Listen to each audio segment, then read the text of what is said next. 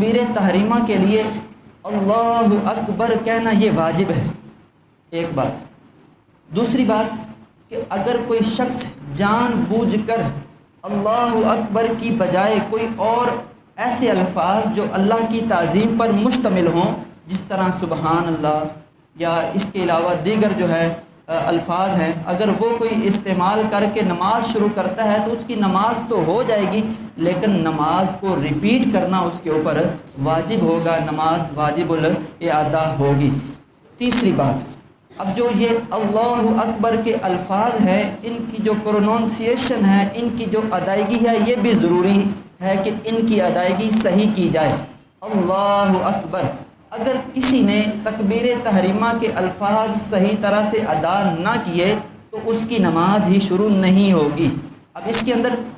الفاظ کس طرح سے جو ہے وہ صحیح نہیں ہو سکتے، یعنی جس طرح جو اللہ میں جو شروع میں حمزہ موجود ہے، اگر کوئی اس کو لمبا کر کے اللہ بولتا ہے،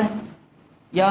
اکبر کے اندر جو شروع میں حمزہ ہے اس کو اکبر، یا اکبر کے جو با ہے اس کو اکبار بولتا ہے، تو یہ اس کی غلط ادائیگی ہے اللہ اکبر کے الفاظ کی۔ تو جو اگر ان کی ادائیگی درست نہیں کرے گا تو اس کی تکبیر تحریمہ نہیں ہوگی، تکبیر تحریمہ صحیح نہیں ہوگی، تو نماز کے اندر وہ داخلہ اس کا نہیں ہوگا۔ تو تکبیر تحریمہ کے جو الفاظ ہیں ان کی ادائیگی بھی یہ درست ہونا یہ ضروری ہے۔ یہاں پر وہ افراد جو شرعی طور پر معذور ہیں، یعنی جو گونگے ہیں یا جو توتلے ہیں، جن سے ادائیگی ممکن ہی نہیں کہ وہ صحیح کر سکیں، تو کیونکہ وہ شرعی طور پر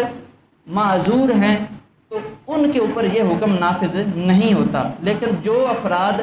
صحیح زبان والے ہیں، الفاظ کی صحیح ادائیگی کرنے کی قدرت رکھتے ہیں، اس کے اندر ایج نہیں دیکھی جائے گی کہ وہ اب کس ایج میں پہنچ چکا ہے، بس یہ دیکھا جائے گا کہ وہ اس کو اللہ پاک نے صحیح جو ہے زبان دی ہے کہ نہیں دی۔ اگر وہ صحیح زبان والا ہے تو ادائیگی جو ہے یہ ضروری ہے کہ وہ درست کرے۔